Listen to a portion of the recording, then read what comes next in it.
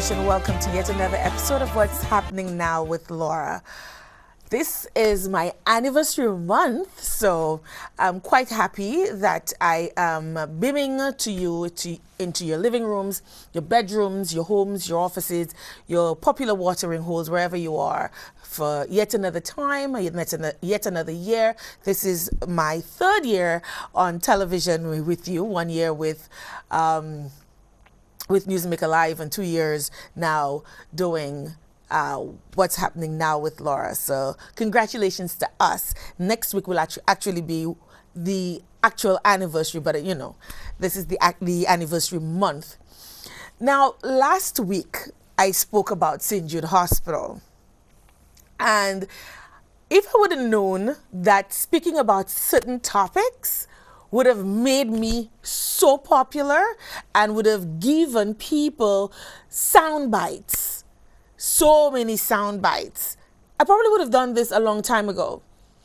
That is, if I were looking for popularity, which I'm not. I've never been one to be a popularity monger. I've never been one to push myself forward. I've always been content to work in the background and do my stuff in the background. But sometimes when something drops in your lap, sometimes when a gift is presented to you, you take it and you make the best of it, particularly when you are gifted at it, when you are good at it, when people look up to you to do something, to pick up the mantle where they are unable.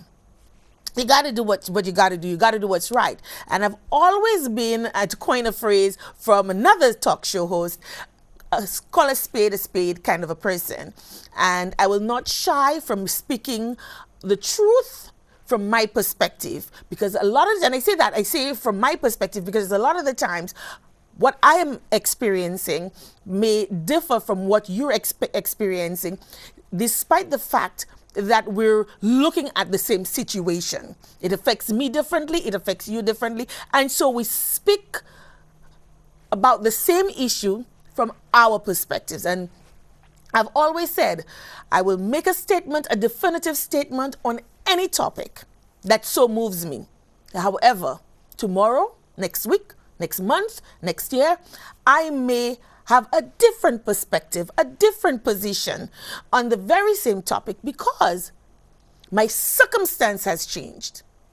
And I've always been one to believe that when your circumstances change, so does your truth.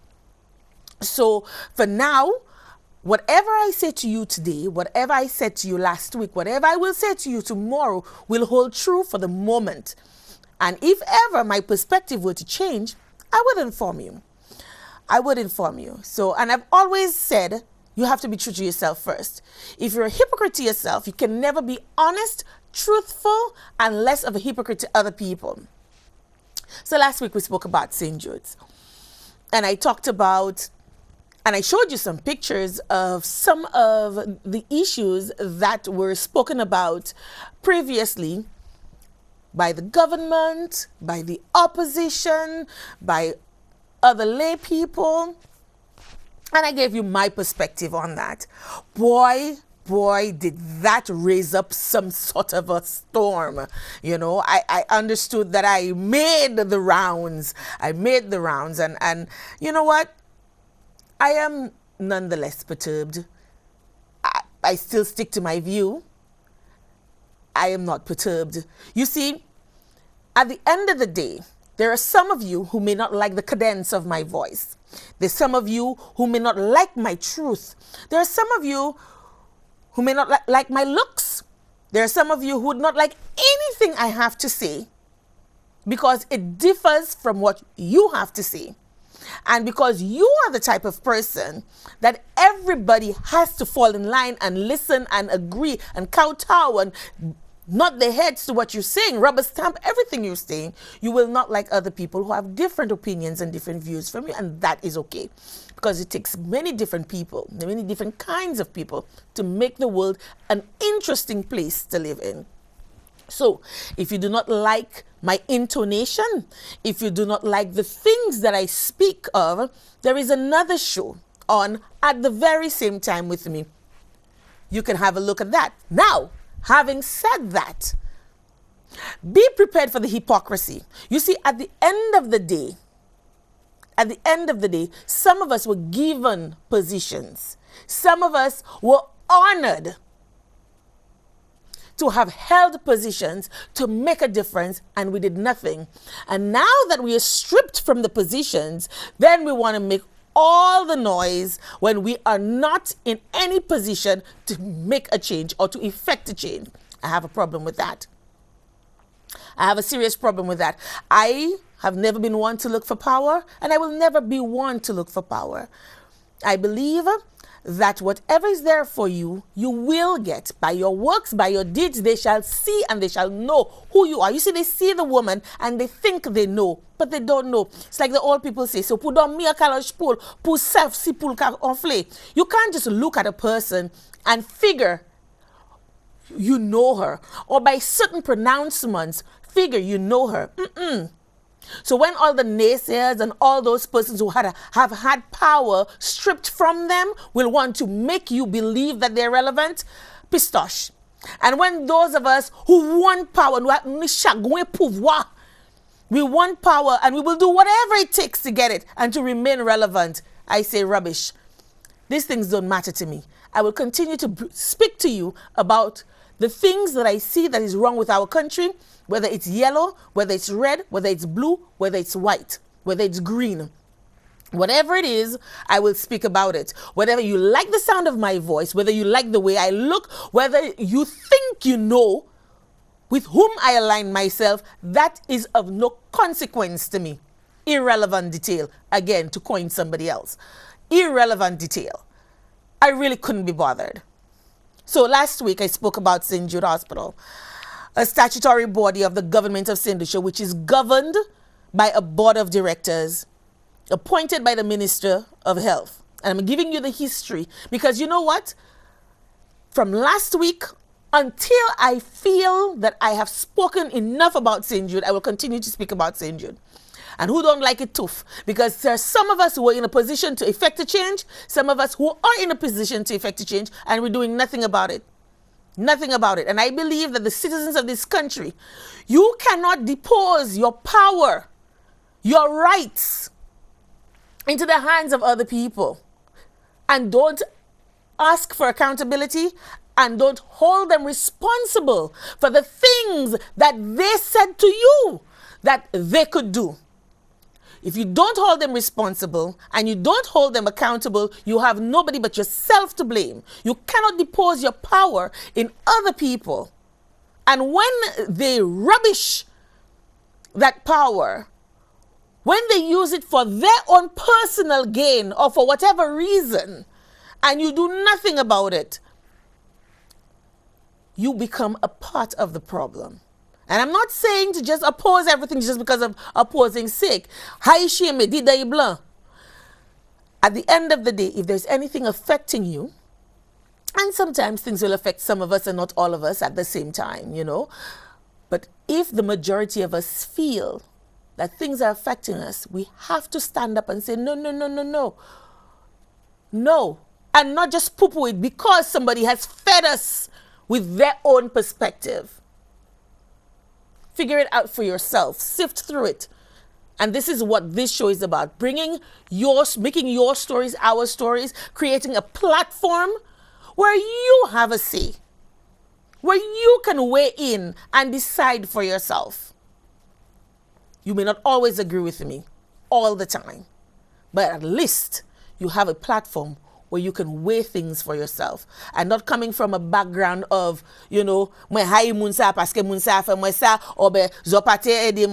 all that. No, no, no, no, no. Look at it for yourself.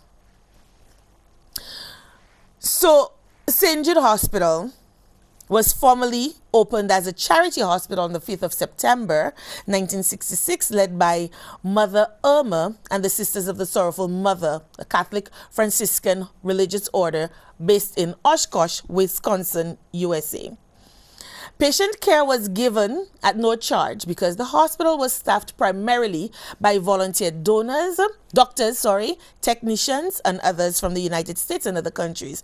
It was then a model of excellent healthcare because of its tradition of volunteerism over the years. You know, oftentimes the things that are free are the best things because it's altruistic. There's no ulterior motive, right?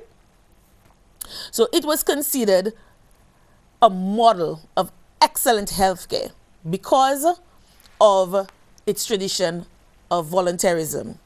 The sisters managed St. Jude Hospital from until 1992, at which time the St. Lucian government awarded a management contract to Mercy Medical Center in Des Moines, Iowa. I've always had a problem with that name because I think the Americans pronounce it other than what it should be pronounced, but I think they say Des Moines. I'm not sure, so if I'm wrong, correct me. Iowa. This means that for 11 years, St. Jude's was privately operated. Now, we've heard so much about PPP and privatization as if it is something so new, as if, government-owned organizations or bodies have never been privately operated, have never been handed over to a management company who knows what they're doing to handle. It's nothing new. So when we hear all the brouhaha about PPPs and privatization, this has been around for much, much longer than 2018, 2017, 2016, or even 2015. So that's no new concept. In 2003, the St. Jude Hospital Act number 7 was passed, providing for an independent board of directors to manage the hospital. The Ministry of Finance partially subsidized the hospital with an annual grant, which is used to pay the salaries of hospital employees. The act gives the hospital the right to charge and obtain patient revenue in order to meet operating costs not covered by governmental subsidies. I'll read that again. The act gives the hospital the right to charge and obtain patient revenue in order to meet operating costs not covered by governmental subsidies. Now remember I said earlier that the government subsidies was given to pay the salaries of hospital employees. Salaires, doctor, nurse, and administrative officers.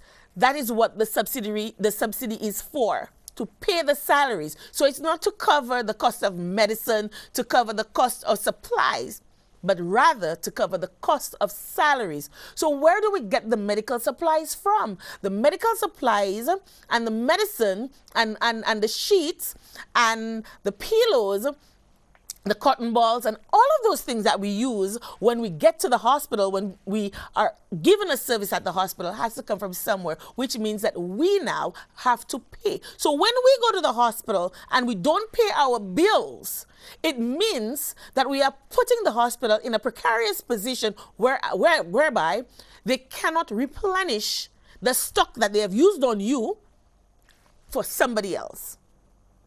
They will not have it on hand for that paying customer, that paying client, which is all the more reason why we have to understand the history and the background of how St. Jude works. It's not a public body, a hospital where si bagay gouvernement, so nou pani pou pay pouli because nou ka jaka pay tax. No. Our taxes go to so many different things. And so, St. Jude Hospital is subsidized by the government of St. Lucia, and the subsidy or the grant that it receives annually is supposed to go towards salaries of employees. Now, on September 9th, as we know, 2009, 33 years, and 4 days after St. Jude's was opened, it was devastated by fire. The fire destroyed the surgical and pediatric wards and the operating theaters of the aging facility. Because let's not forget, it's 33 years ago, I think it was 1945, that the hospital was first commissioned. So that's a long, long time. That's a long time. The hospital was then evacuated to the George Odlum Sports Stadium, which became, to me, the Hospitadium. Because, I say Hospitadium because it housed the hospital, but at the same time, sporting events were still held. at the George Odlum Sports Stadium. So we combined the two and it became the Hospitadium. The government of St. Lucia has made a policy decision to completely renovate the old hospital. Let me say that again. The government of St. Lucia made a policy decision to completely renovate the old hospital, which is the one that burned down, where the wing was burned down. This, we were told, was necessary in order to restore the capacity of the healthcare delivery system in the southern half of the island that serves a population of approximately 67 to 70,000 people. Now here's the kicker. We were told that due to the significant progress in the renovation effort, St. Jude was expected to be recommissioned before or during the first quarter of 2015. First quarter of 2015, we expected to move into St. Jude Hospital. Now remember, St. Jude burned down in 2009. By 2010, there was a whole lot of noise about when is the hospital going to be rebuilt? When are we moving from the stadium, from the Hospitadium? When are we going back to St. Jude? After a year. The new hospital was recommissioned, or the renovation works started in 2011. And there was all of that noise. 2 years since the fire, and we haven't got a new hospital. We want our hospital. Give the sportsmen and women back their stadium. Remember all of that? Give the sportsmen and women back the stadium. Despite the fact that we had already determined, some of us, that the stadium was a white elephant because the people of the South did not produce athletes to use it. And I'm saying to myself, it's a small island. From Castries, from Grosley in the north to Viewfort in the south is what? Maybe an hour and a half, 2 hours, maximum 2 hours and a half, depending on traffic. And we made such a big fuss about the stadium being in the south. So in St. Lucia, despite the fact that we were in the 20th century, 21st century, we still considered the southern half of the island not part of St. Lucia. As a child growing up, I always felt, and the prevailing sentiment was, that if you had the misfortune of being born below the Battle Hill, you were not a part of St. Lucia. Everything above the Battle Hill, oh yes, oh good and dandy. And so, when somebody from the south came up north, Mizzy jokes, you're sounding bookie, all sorts of things. You can't speak right. Your accent different, all kinds of things.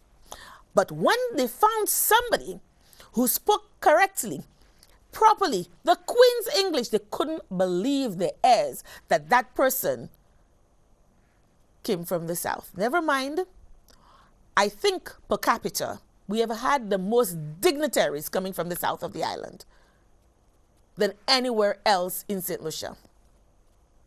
But yet, we are always castigated as Mama Ibata, as if we are not legitimate.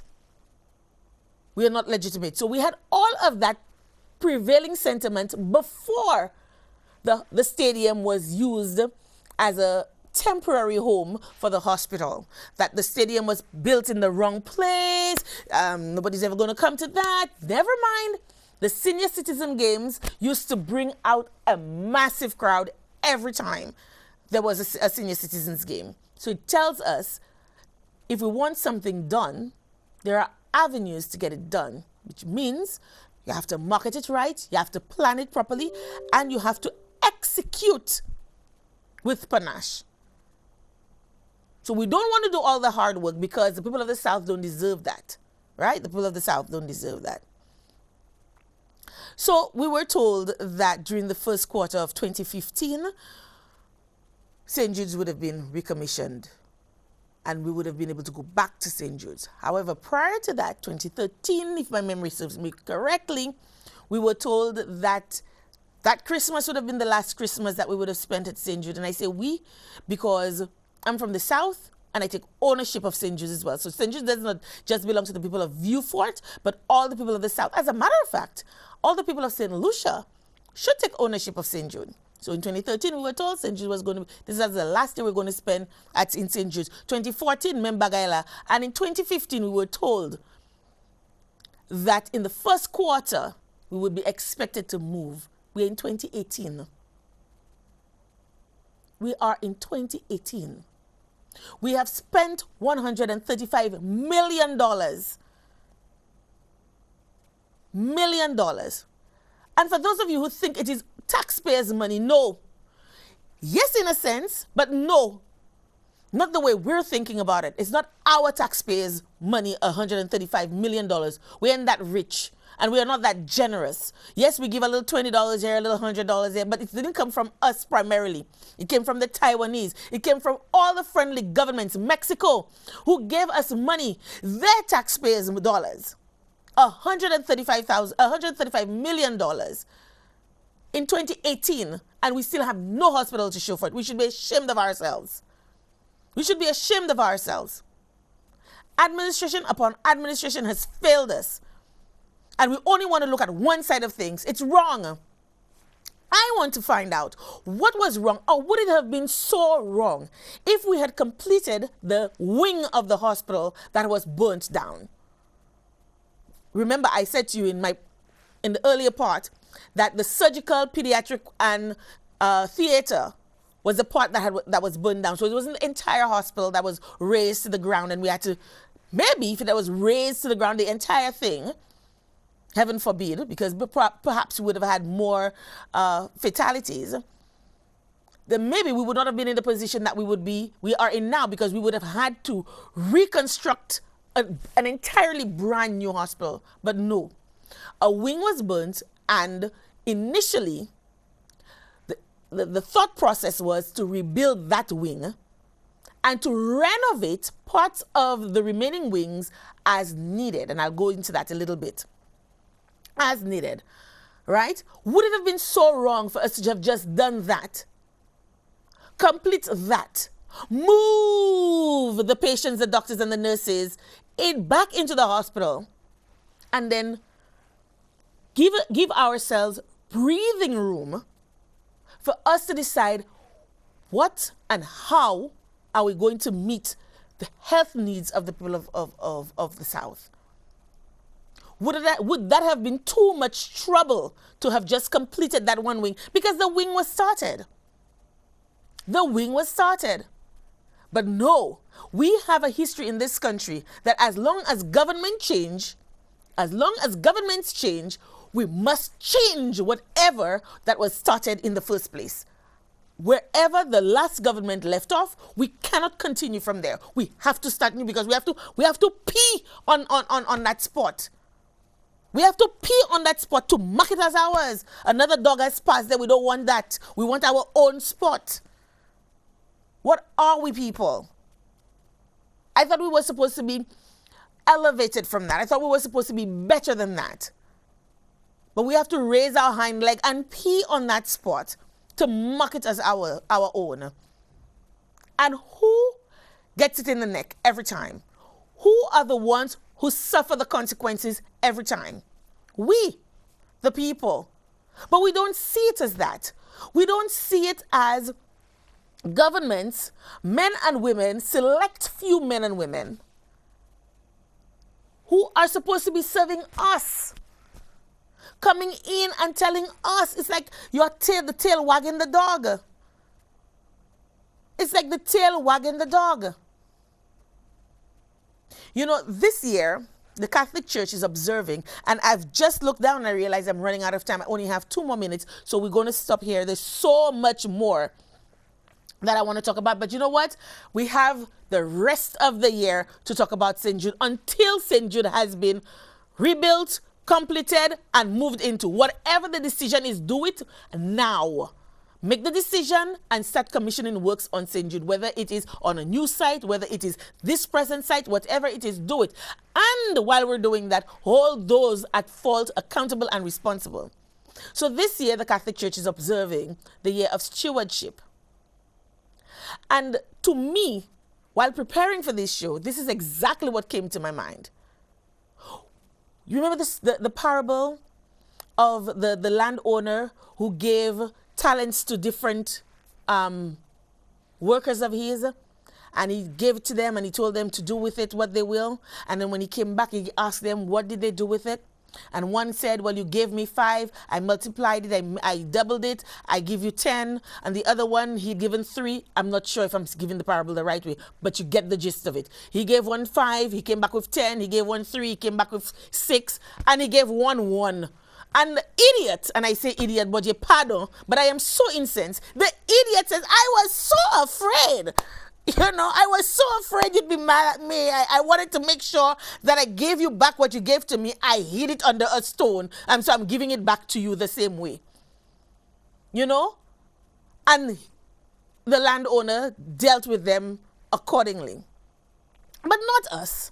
We are the landowners. We have people that we have given talents. Some of them come back with less than nothing, and we sit down there like mumus as if they gave us the talents, and so we need to be punished for being irresponsible with the talents. I mean, seriously? I don't see myself as a mumu, Obviously, because you heard my voice. I don't see myself as a mumu. I don't see myself as a dum-dum. I may not be the brightest bulb in the lot, but I'm certain I shine.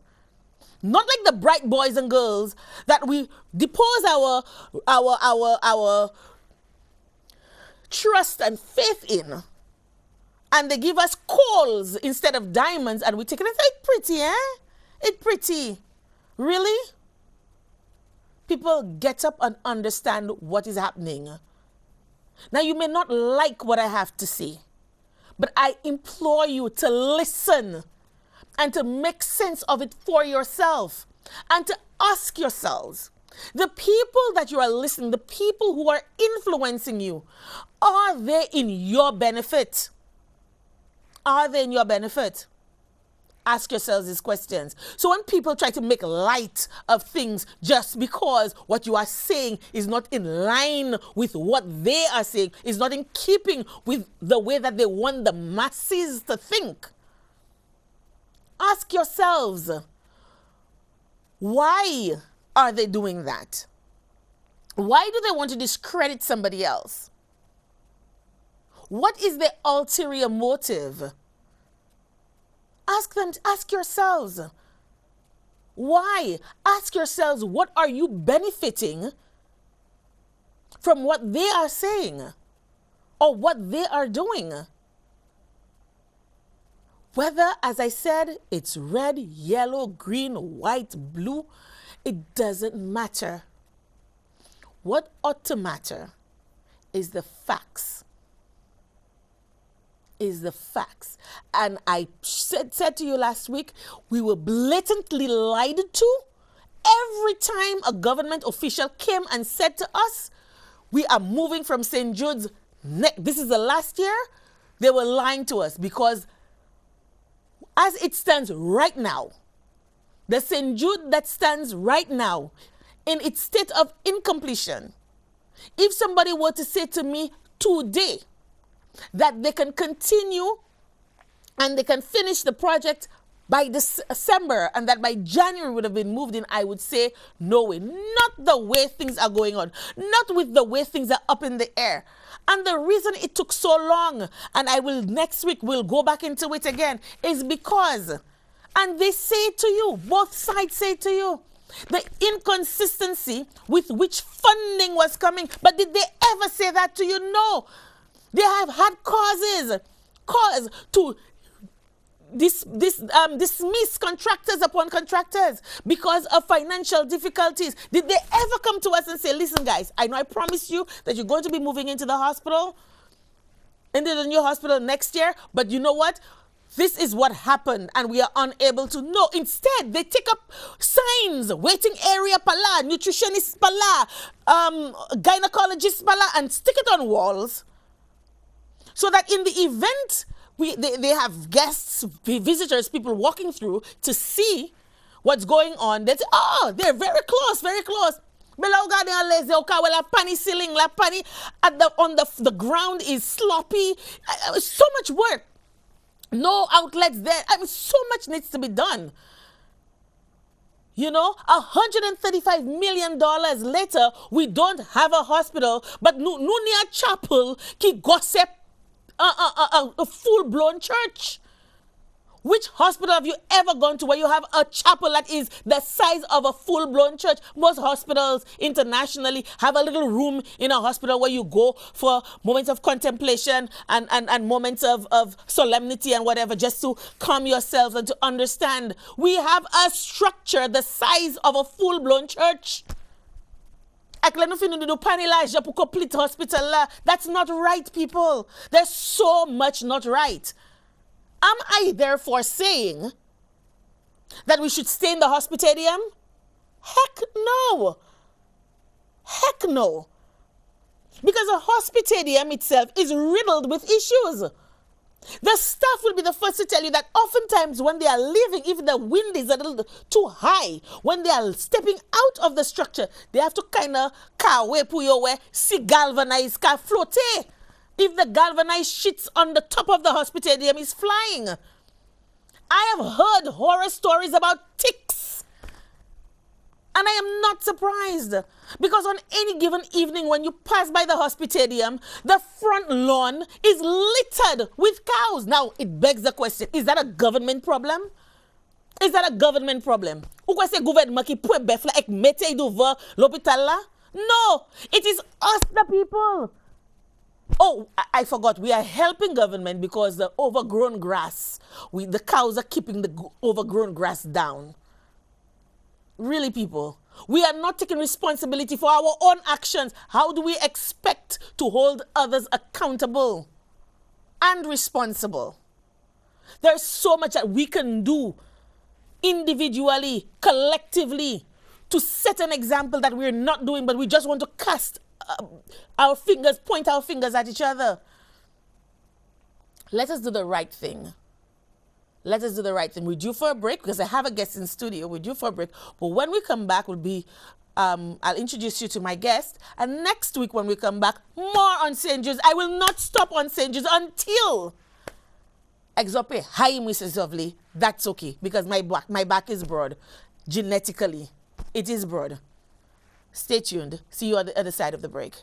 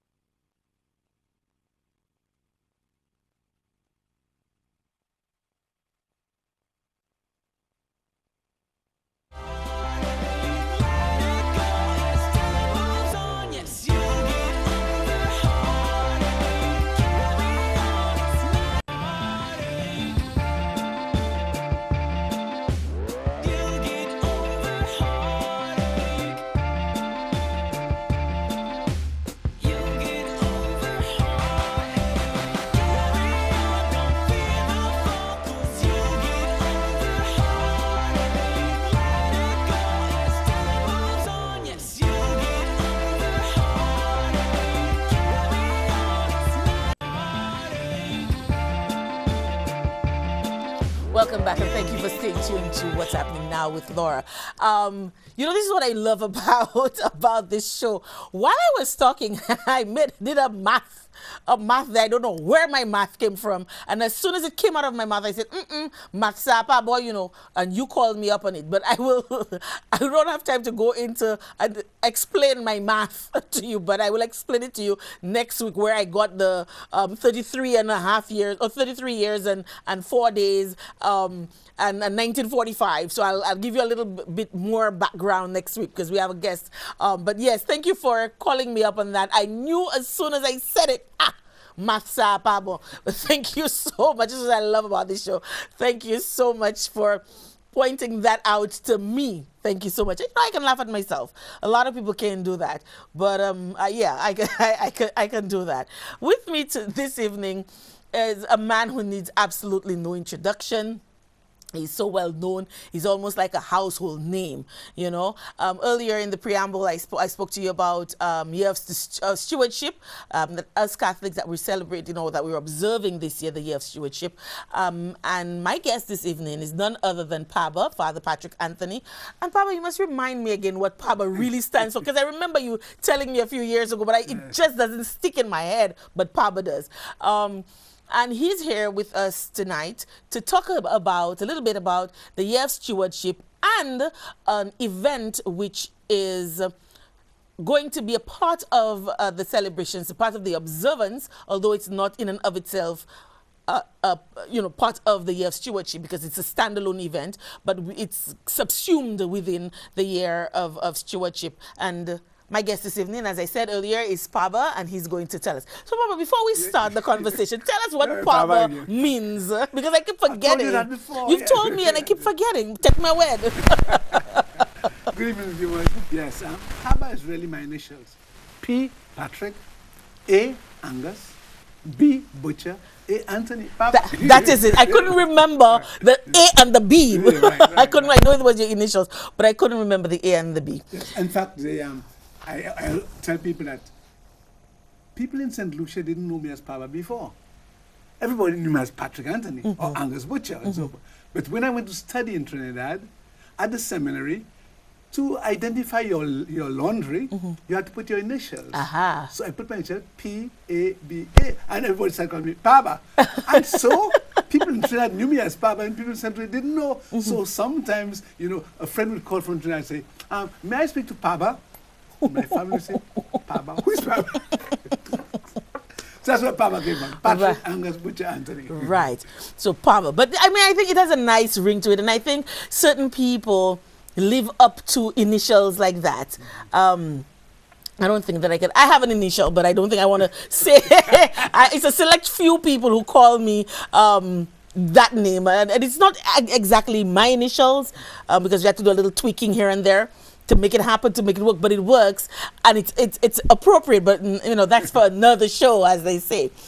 So, Father, as I said, this year the church is observing the year of stewardship. Tell us a little bit about that, and how did that theme come about? Okay, we had a synod a few years ago, and the synod was a plan towards the year 2020 originally. How can the church plan for its ministry building up to the year 2020? And we started that way back in 2005. So it is a long-term vision. And as part of that long-term vision, we had a number of different selected themes and plans and projects. And stewardship was one of the themes within that long-term vision towards the year 2020. And so it happens that this year, we decided, last year we were looking at the youth and so forth, this year we decided to look at stewardship. And what does stewardship mean? It's precisely, we're going back to the parable you mentioned, that we have been gifted by God, we've been blessed by God. We have been given the earth, we've been given our bodies, we've been given our intelligence, we've been given our spirits and so. And it's gift that is to be utilized, gifts that is to be embraced and used for the well-being of humanity, well-being of ourselves, well-being of our nation, and so forth. And we are not to bury our gifts in the ground. And so the call the church gives us is this: assume your responsibility, your stewardship responsibility for your time, your talent, and your treasure. Give of yourself. You've been given. Give back freely. Give back of your time to building your society, to building your community, to building family. Give of your talent to help to... We are so gifted in so many ways. Give of your talent to help to renew the earth, to help to build up our nation. Give of your treasure. Give of your money to help to build up our society, to build up our community, to build up your own nation, build up yourself. So the stewardship is really accepting our giftedness from God and utilizing the gift that God has given us to give glory to God through service of our brothers and sisters. Now this year, this event we're talking about is what we call stewardship of health. So within the whole ambit of stewardship, of God gifting us and God asking us to care, we have this great, great, great issue that we think is very relevant, that you're touching on it, the question of health. There are so many people who do not understand what Paul says in 1 Corinthians chapter 6, verse 19, that your body is a temple of the Holy Spirit. And so you have to care for your body. Just as you have to care for the earth, care for the environment, you have to care for your body. So that means that you have to take care of yourself. You have to eat well. You have to sleep. You have to exercise. You have to drink water. You know, we started this Walk with Your Priest in 2010. And one of the things that really motivated us was that we have so many lifestyle diseases in this country.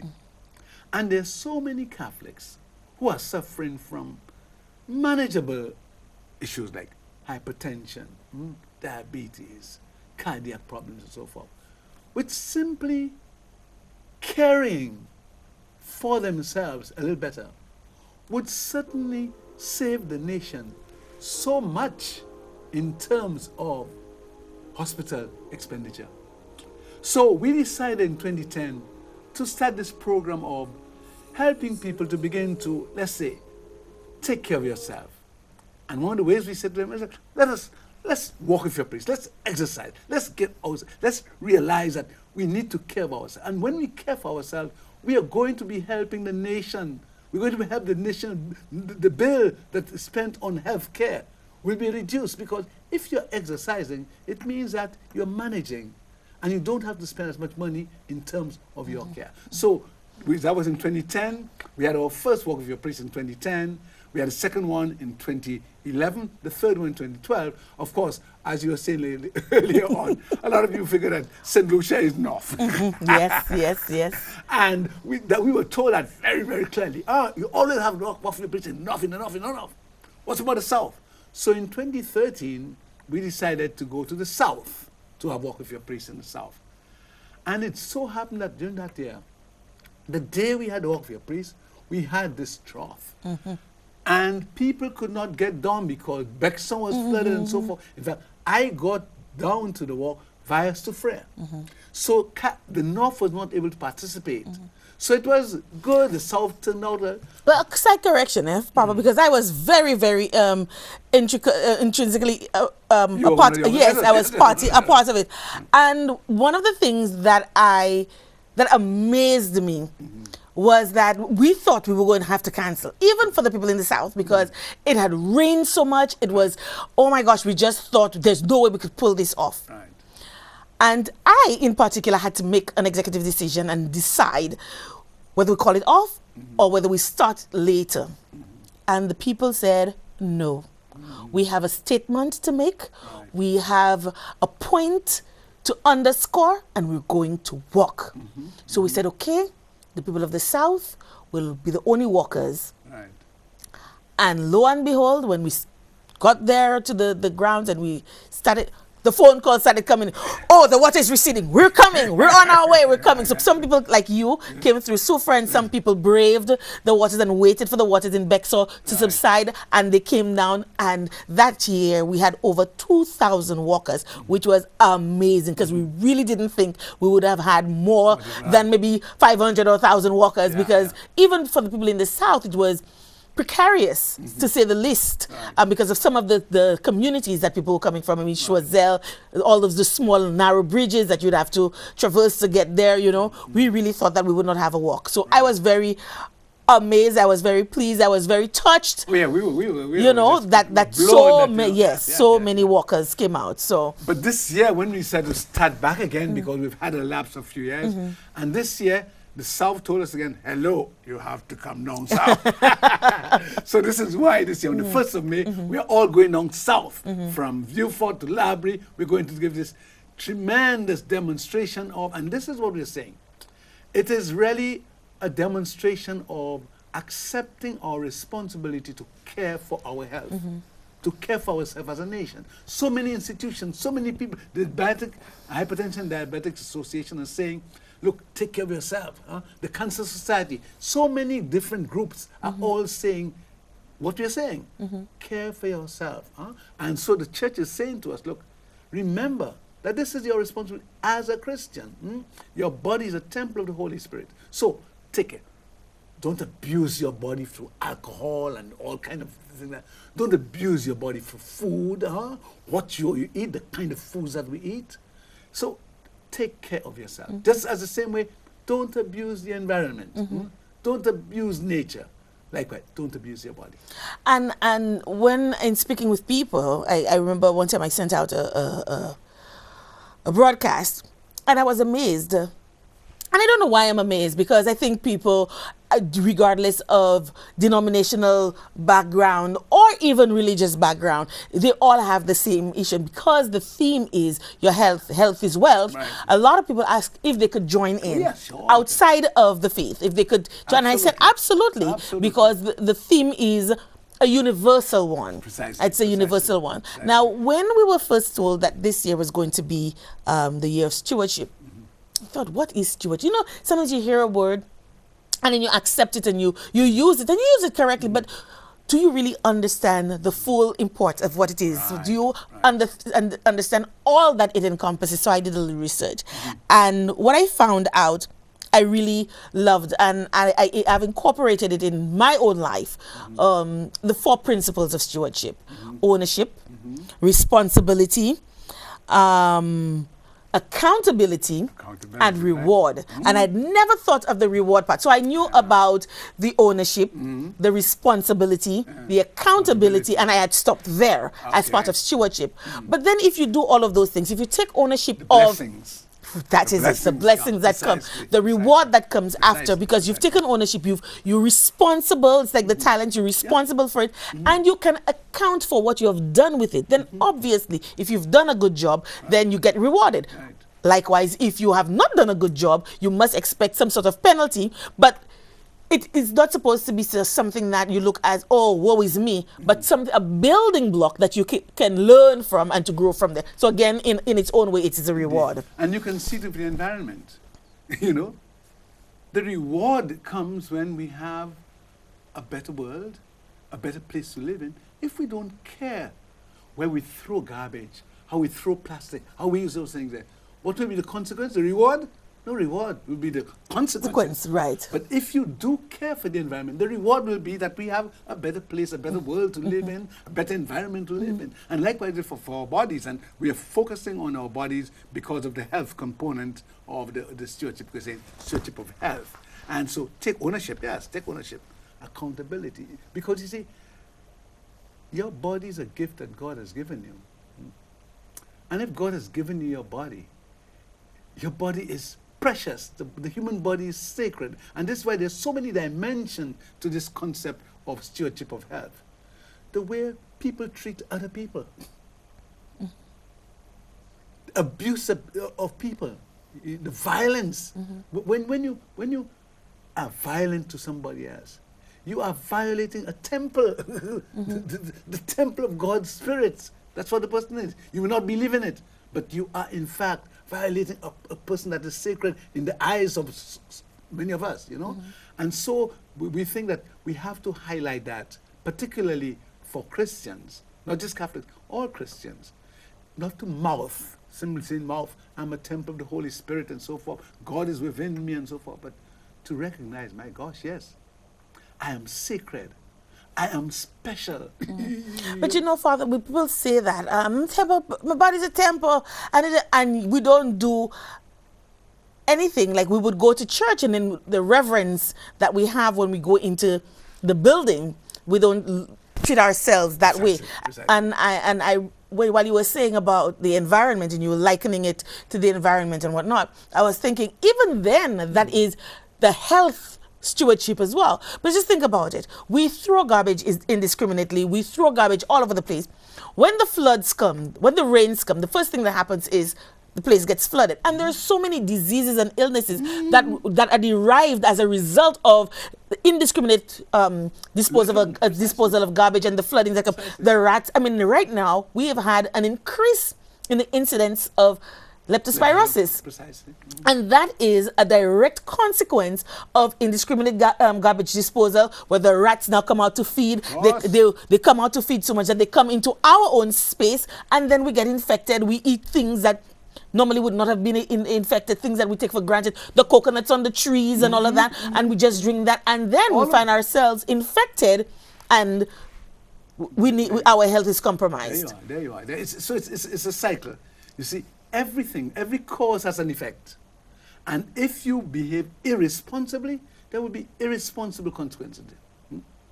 If you behave in a way that is righteous, in a way that is just, in a way that is godly, then you will have the reward, as you mentioned, the reward. And so this stewardship of health is a call to, it's basically asking Catholics to help the nation to embrace its stewardship, the gift that God has given this nation of people.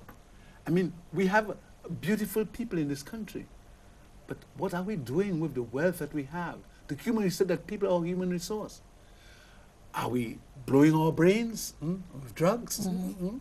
Are we really caring for our bodies so that we can be, you see, if you're strong and healthy, then you have a productive society. You can produce more. You can build up society. But if you are weak and sickly, your productivity goes down. So it benefits in all kinds of areas. It's a holistic kind of thing. That is why it is so important. And we want to get Catholics to understand that, and all Christians also to understand that. God did not give you a body to bury on the burial. God gave you a body so that through your body you can give God honor and glory. Through your body you can give Him praise. Through your body you can serve your sister and your brother. You can help your community. You can build up your society. Now, let me ask you a question, Father. Separate and apart, but intertwined. The color orange. Yeah. We chose the color orange for this year's Walk with Your Clergy. Why the color orange? Okay. We had long discussions. With the youth, what we normally do is that when the youth have their rally, different vicariates, which are different regions, have different colors. So the South might use green, the North might use yellow, and the North might use blue, and so forth. So we've had this system, and we felt that we wanted to have one color. And that color should be one of solidarity. That everybody, when you see everybody with that one color, you know, say, but why are Catholics wearing everybody in orange? That they will get this message of solidarity. We are all united, not some blue, some green, some red, some yellow. No, solidarity. So we wanted to push that that message of unity and solidarity. And of course, with our emblem there, Walk with Your Priest. When people, on Sunday, we're having what is called T-shirt Sunday, in which we're inviting all Catholics to go to church, go to the services, wearing their T-shirts. So that when people see them wearing the T-shirts, they say, what are you wearing this T-shirt for? It is in solidarity with this call to take care of ourselves, a healthy body, to live healthily, to act healthily, to treat others in a manner that is becoming of human beings, in a healthy way. So that the whole idea of solidarity and unity in one message. Our bodies are sacred and precious. Care for it. Eat well. Eat properly. Sleep well. Do not abuse your body. Exercise. Drink water. All the things. Go visit your doctor. I mean, one of the big areas we're pushing is that there's some people who don't go to the doctor at all. At all. I mean, there's some men, you ask them, when last did they have... Well, it's not just them, because when my doctor sees me, asks me what's wrong. I mean, As soon as he sees me or he hears that I've made an appointment to come, he says, he calls it, what's wrong? Yeah. Something's hurting you? What's wrong? Because I just don't like it, but you have to. So I make it my duty to go at least once a year to make sure that the rest of the year goes fine. I mean, take cancer. They all say early detection. Early detection. If you don't go to your doctor, if you don't do your checkup, all kinds of things can be going inside of you and you do not know. And it is part of your stewardship, your care for your body. If you care for your body, if you understand that you're a father, you're a mother, you have children, to be able to be there for them, you have to be healthy. You see, one of the things about health is that when we are healthy, we are able to give. We focus on others. When we are sick, you know who we focus on? Ourselves. Yes, we can't think about anybody else. So we are turning upon ourselves, and so we are not productive. We are not creative. We are not helping. So stewardship of health is really what the church says fundamental. It's loving. It's loving. Right. We're due for a break, but when we come back, we'll talk a little bit more about the walk with your priest event. What you can expect. When is it going to be? How do you get in on the action? What's going to happen on the day? So stay tuned, and when we come back, more with Walk with Your Priest and Pablo.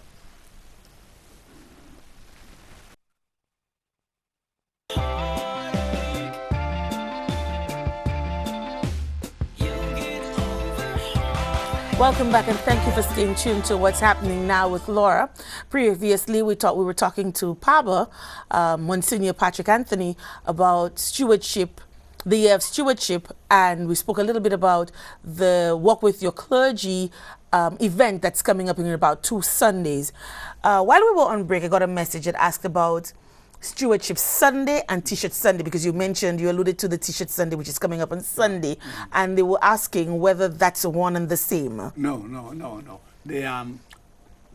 T-shirt Sunday is really a form of helping Catholics who are unable to come on the walk to join in solidarity with the walk. So we are saying to everybody, whether you can come on the walk or not, on Sunday is an opportunity for you to show your support for this stewardship of health phenomenon. The idea of Catholics care for your health, take care of your health. So, for example, somebody may be sick at home or maybe elderly and they're not able to come with us, but we're saying, get your T-shirt, join in prayer support, because when you have an event like that, you need to be covered with prayer. Injuries, accidents, and so forth can take place. We're having thousands of people going down. We don't want any big catastrophe to happen. So we need spiritual support. So we need prayer warriors. So that's one way of solidarity. You can get your T-shirt, and as part of your solidarity, pray, be a prayer warrior for the event. So the T-shirt Sunday is really a Sunday of solidarity towards the walk, which is on the 1st. The actual walk is on the 1st. The event's on the 1st. But on Sunday, we're having this T-shirt Sunday as a solidarity before the walk. And we hope that more people, by the exposure that comes to T-shirt Sunday, others will join in it. So that between T-shirt Sunday and the actual walk, more people will get caught up in the whole hype of the whole thing. How is registration going on? Registration is going on okay. We have contact people in each of the parishes, and they're the ones who are giving us feedback. In fact, registration is $25. You get a T-shirt and you get water and so forth. And so we've printed at least 2,000 T-shirts already outside. Now we're waiting for additional numbers, because this was just a preliminary count that went outside. We're waiting for other numbers now so that we can go back to the printers and get sufficient for people. So the T-shirt Sunday is really a hype, but it's a way of joining between the T-shirt Sunday and the walk. We hope more people will be able to come on board and understand. So T-shirt Sunday is a way of lifting it up before the event, so that people in the church can say, hey, so we didn't hear about it, now they can join part of it. Right. So there's the walk on the 1st. The walk is on the 1st. Tell us a little bit more about the walk, where it starts, where it ends, what's happening when you end. Right. The walk begins at Latone in Vieux-Fort, and we're going to walk from there to Laborie. And we are saying to people, even if you cannot walk all the way, you can walk part of the way. Even if you cannot walk part of the way, you can take a drive down and come and be part of the event. Because when we reach Laborie, on the playing field in Laborie, there we're going to have what we call health fair. So we'll have different organizations that are with blood pressure and different things like that. We're going to promote healthy juices and healthy food and so forth. And there will be health competitions. We'll be having sporting events between parishes, and also sporting events between parishes and clergy, you know, because it's Walk of Your Praise. And so there will be concerts, there will be music, and so it's going to be a day of fun and togetherness, all in celebration of the gifts of life and the gift of our health that God has given, and the stewardship responsibility to care for our health. So the walk from Latuni to Laborie, is it a direct walk straight through, or are we going to be diverting through communities? We're going through passing through the Auger, so that we can get some, you know, people can see her, and then we're going down from Auger up back onto the main road, and then into. Okay, so it's not that I think how many miles? Nine miles. So and it's a walk. It's a walk with your clergy. Right. So you're expected to arrive with your clergy. In fact, we're asking people to walk along with your priest, you know, Right. so that the Laborie Parish will have its priest going and they'll be walking with it, Choiseul Parish and Vieux-Fort and so forth. So each parish, so we'll be having, it's walking with your priest. And when we say walk with your priest, it's really solidarity and support with your priest. And, you know, we're saying, we want the priest to be healthy. Right. So they can serve. Right. Because again, if the priest is sickly, then he cannot serve, you see. Well, he can serve, but he will not serve as effectively. So it's a way in which helping the priest to be a model in terms of health, care, and stewardship, and drawing people and leading people in this whole call to care for the earth and live healthily, live a clean life, you know. Watch what you eat, what the kind of things you put inside of your body, the abuse of yourself and so forth. You know? Right, and even along the way, I understand there's an activity, there's a treasure hunt along the way, so you can't rush it because there are clues that you have to riddles or parables rather that you have to answer to find the clues or to find the answers to go along. So it's an interactive event. It's not just a straight through run through the thing and get there. It's not a race. It is not a race. It is an activity, and there will be biblical clues given, and you'll have to find the clues so that you can move on to the other clue and so forth. So it's going to be exciting. This is the time where we open the lines to our viewers. The number to call is 451-9788, or you can send us your WhatsApp messages on 284-6536, or you can send us your emails at laurajepi@gmail.com. So that's 451-9788 to share your views with us, or 284-6536 to send us your WhatsApp, and laurajepi@gmail.com to share your views via email. So again, let me stress again that this, although it is walking with your priest, it is open to all St. Lucians. Anyone who wants to help this great message of St. Lucia, let us care for ourselves. Let us be healthy. Let's care for our bodies. Let's care for. Yes. We have our very first caller online. Thank you. Good evening. You're on the air. Hello, yes. Hello? Yes, Laura. Good evening. Did we lose that call? Good evening. Hello? Hi, good evening. Yes. I'm saying good evening to Laura. Good evening. What I am wondering is, what happened on the stewardship people coming to Vieux-Fort as well? What are we, in nincompoops? They're not passing through Vieux-Fort.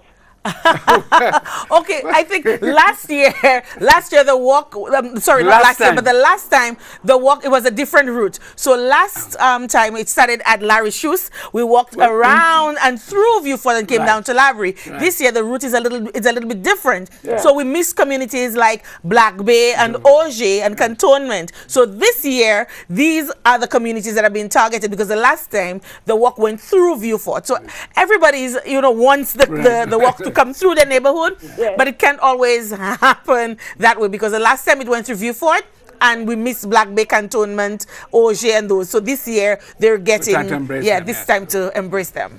That's the only reason why. Okay, I get you. So I guess you'll be walking though? I get you. I hope so. Oh, wonderful, wonderful. I'm 89, but I will Beautiful. try. But you bought your T-shirt, right? Yes. Okay, so on Sunday you'll be wearing your T-shirt to Mass, and you at least will be standing in solidarity, if not walking in solidarity with the clergy. Okay, thank you. You're welcome, dear. I love you, and I love Paba. Thank you, darling. And one of the things that Thank you. as you say, she says she's 89. Yes. You know, we want people like that to come and show. Yes. If she's 89 and she can, it means that she had been taking care of herself. Exactly. And so we want those examples Exactly. of stewardship of care of our Right, bodies. That's exactly. it. Thank you so much for calling and for sharing. And that's it, because she's 89, she wants to. And then we have 19-year-olds who are wondering, 9 miles, how am I going to do this? Yeah. So that's what it is. So again, I think she's still on the line. I can hear the background.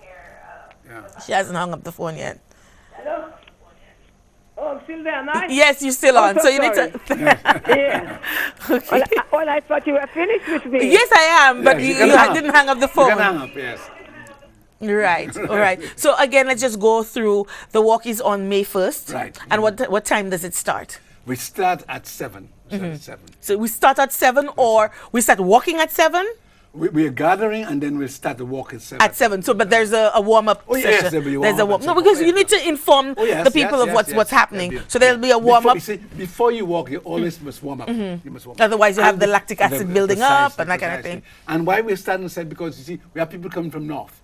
So we want to give people at least time to get, get down, there. get down to it and so forth. Yes. Right. So the walk starts at 7 o'clock. Now somebody sent me a message saying you missed Black Bay.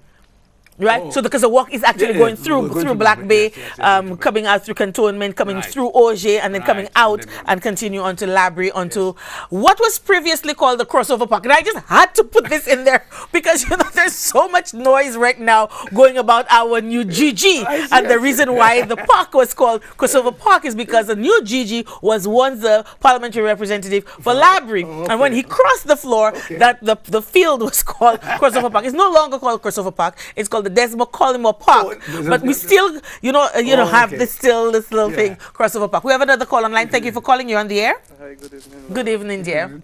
I'd just like to say I'm really happy that you're keeping the issue of St. Jude's alive. I am happy that it is not going to be something that is swept under the mat, because St. Jude's, people have to understand, serves the communities of Dennery all the way through Soufrière. Absolutely. And not having a hospital in the south is of a great travesty, not only to the people of the south, not only to the people of St. Lucia, but also to the people using the international airport in the south. Absolutely. It is it is essential that this hospital is given priority, and it is essential that the government not play the blame game, that the opposition also not play the blame game. At the end of the day, the point is to have that hospital in place. You understand? Absolutely. This hospital is in the vicinity, in the geographic zone, in the area of the past Prime Minister, who is in the opposition right now. This hospital is also, a main staple in the history of St. Lucia. This hospital serves a significant, aspect, a significant cross-section of the general public in St. Lucia. So it is essential that everything is done to have this hospital operational. I am not for a new hospital being built. I am for the government getting it right and getting it done. I do understand that it may be difficult because of the type of hospital it is, because of the make of the hospital, because of the whatever it used to be before, and it was transitioned into a hospital. But I believe we are living in the modern era. We're living in a time where people can dissect buildings and dissect things and find the proper way out of it. We need, as politicians, to stop fooling the people and making people think that fixing up St. Jude's is an impossible plan or an impossible situation. There are buildings and other facilities that are made, that are more difficult than St. Jude's, that are placed into operation. So I believe the government, if they don't have the expertise, if we don't have the expertise on island, get the expertise, get this hospital moving, and get the people out of the stadium, because the stadium is falling apart, and God forbid one day that hospital collapse on people. We have an earthquake. Remember, we live in a area that is we have volcanic plates underneath us. And I understand that You there was an understand? earthquake in Antigua earlier today. There was an earthquake in Antigua. And that's what I heard. Okay, that is close, you understand? Look, we had hail in Martinique. All these different things can affect that structure. That structure is not sound. It is old. It is not even being maintained. So I believe it is time that We the need to get out of the government hospitalium, get these that's people out for of the sure. This is what I voted for. I voted for change. I voted for people to stop giving excuses. I voted for having this country moving forward, and St. Jude's is an essential part of getting this southern area and getting this country moving forward. Thank you so very much. You're quite on the ball on this one. Thank you so much. Now, one of the things that he said, it's for the people of the South, and it's for, I dare say that at least half, if not more, of the people who live up north were actually born down south. Okay. And we have the one hospital, St. Jude. So because a lot of people migrate. The South is pretty much underpopulated because everybody migrates up north because of the lack of opportunities in the South. But that, again, is for another show. We have a call online. Thank you for calling. You're on the air. Hello, good night. Good night, yeah. Good night to Pablo, of course. Good night. I just wanted to congratulate the church for upcoming activity. Yeah. I think it's very important in terms of the overall wellness of the society, Indeed. because from the Indeed. spiritual, but as well in terms of the bodily wellness. So I will try to go there. It's a little far for me, but and the time is a little Don't come and say try. Don't come and say try there, because when Jazz was at Balambush, everybody from the South converged on Balambush. So we can come down. The time, it's 7 o'clock, so it means that you have to leave your you have to leave your home at around 5:30. Guess what? But listen, darling, I went to school in the north. Right? Yes, and I know. You know what time I had to get up to get to school? Okay, very well. So if we can do that for our health and our body to stand in solidarity. Say, hey, we're going to take responsibility, we're going to take ownership, responsibility, accountability, and then we'll get the reward. Yes? Yeah. So we hopefully we will all see each other then. Absolutely. On the first. Absolutely. But I just wanted to correct you on something that you said, Laura, regarding St. Jude Hospital. Talk to me. And the history of it. And that is that you said that when there was a change of government, there was a change of the plan. That's a little incorrect. Because even before there was a change of government in 2011 November, the plan had already changed. What was the plan? So as you rightfully said, the original plan was just to go in and fix the surgical wing and do renovation works on the side wings. But when they started doing the work, they then found out a lot of issues with respect to even the side wing. Yes, the absolutely. Right? Yes. Right? No, wait.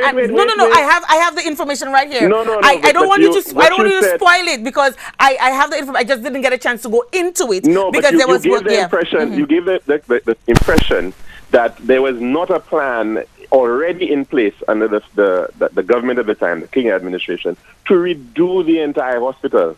No, because but by August of 2011, the decision had already been made to completely redo the hospital.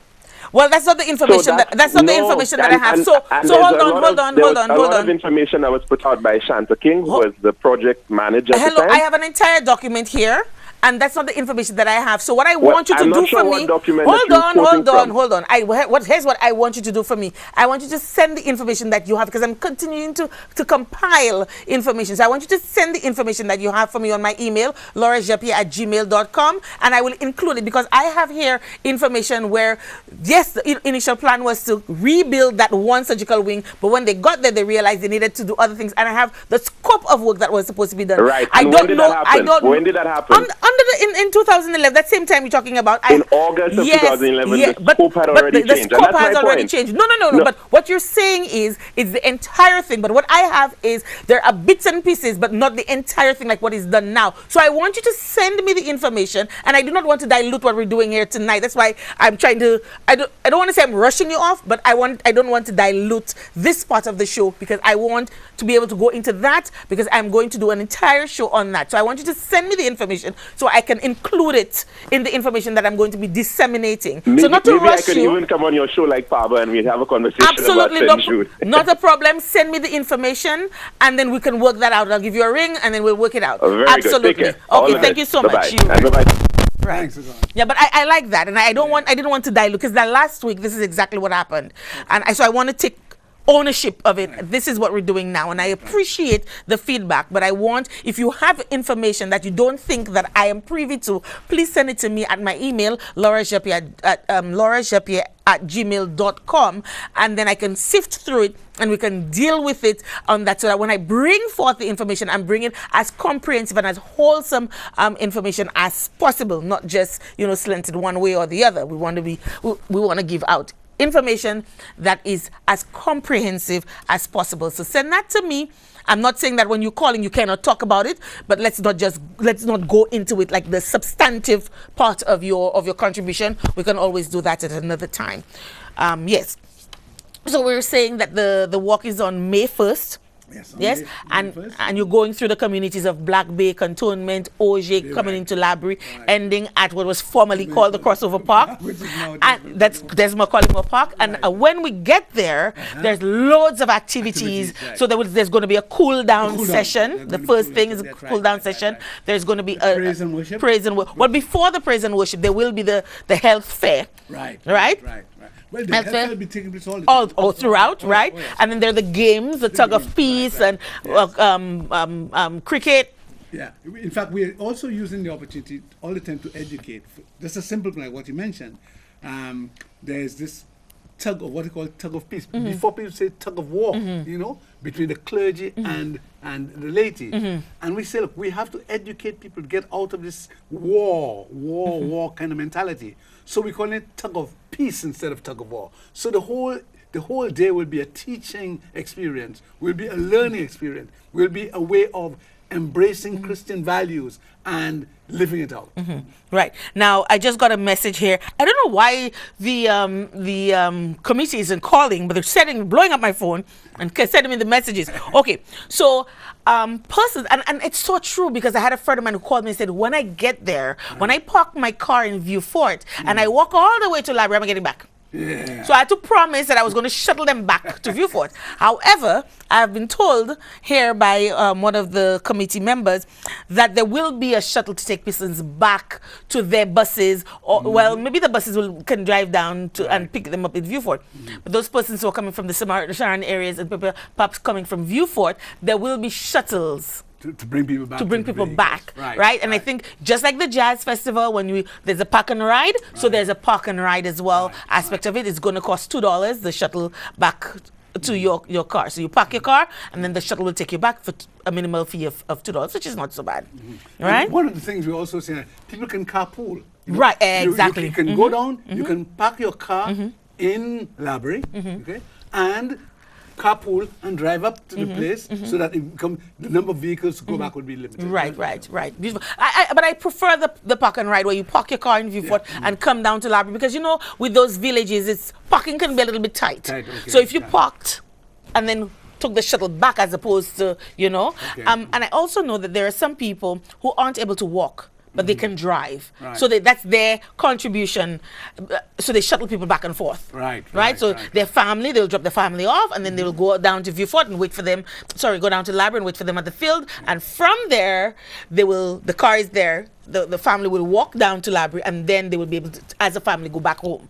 So there's that aspect as well. But important to mention that there will be a shuttle service for those of you who will require that. For a minimal fee of $2, you can take the shuttle back to your car or back to Vieux Fort, or wherever the shuttle is going to at the time. I'm not sure if it's going to Choiseul, but I know that there will be a shuttle service. More information, of course, will be disseminated at the parish level during Mass and that kind of thing. All right? Yes. So, anything else we need to? We're running quickly out of time. We have 2 more minutes. 2 more minutes, yes. Okay. So, again, we want to stress that this activity is a health stewardship activity. In other words, we really want out of this whole thing for Christians to have a sense of our responsibility to care for our bodies, that this is a gift that God has given us. And just as we have to care for the earth, we have to care for our body. If we care for our bodies, we will be healthier citizens. We'll be able to contribute to productivity in our nation. We'll be able to care for our families better. We'll be able to care for our own selves. We will be happier. We'll live a full life. I mean, you know, to be a sickly person living your life as sickly, you know, it's really... It's really dilutes your quality of life. Quality of life, you know. Yeah. And remember that when God gave us life, He gave it to us in abundance. He said He sent His Son Jesus to give us an abundance of life, you know. So this is what we are saying. Embrace the abundance of life that God has given us. Your body is sacred, it's precious. Take care of it. Celebrate your body. Give thanks to God by utilizing and taking care of your body. So join us on the 1st of May. On Sunday, beginning on Sunday, we have the T-shirt Sunday. On the 1st of May, we have the walk from Latune down to Labrie. We want to see everybody come and join and celebrate with us, giving thanks to God for the gift of our bodies and the caring of our health. The health of the nation is its wealth. Beautiful, well said. I can't add anything more to that except to impress upon people. Come on, it doesn't matter if you're not Catholic, if you're Catholic or not. Get a T-shirt. If you didn't get a T-shirt, wear something orange and join us on the walk, because I think it's important. Some of us don't get to walk at all except once a year, you know, whether it's for Carnival or whether it's for Pineville Fun Walk or whatever. It's that one walk that we decide to do for the year. You know, we don't walk at all. I know some people, I had a friend of mine who used to say, oh my gosh, she's allergic to walking because every time she walked, her legs would age. I say, you don't walk often enough. So your bones, your legs, it doesn't know what's happening. It's like, what's going on? Shock. Yeah, it's shock. Yeah, it's a shock to the system. So come on and join the walk. Walk with your clergy.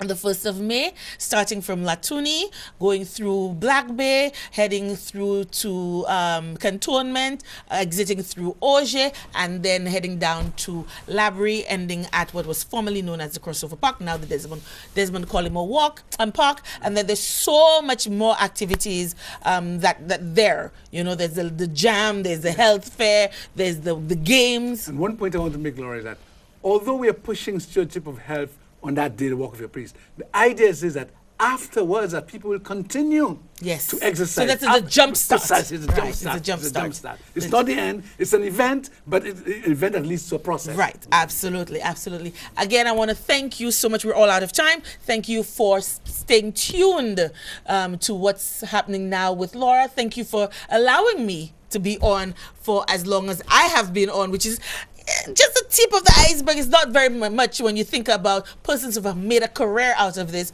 but it's a start in the right direction. And I promise you more information on the St. Jude saga, and I will not rest until we see one way or another a decision has been made towards St. Jude, whether it is to scrap it and to start over, whether it is to continue and to spend more money, whatever it is, a decision has to be made. And persons have to be held accountable for their irresponsibility. $135 million later, cannot be that we don't have a hospital. Somebody dropped the ball, and they need to own up and say, you know what, I messed up, I fudged up, I'm sorry, and deal with the consequences as it may be. Okay, until next week, adieu.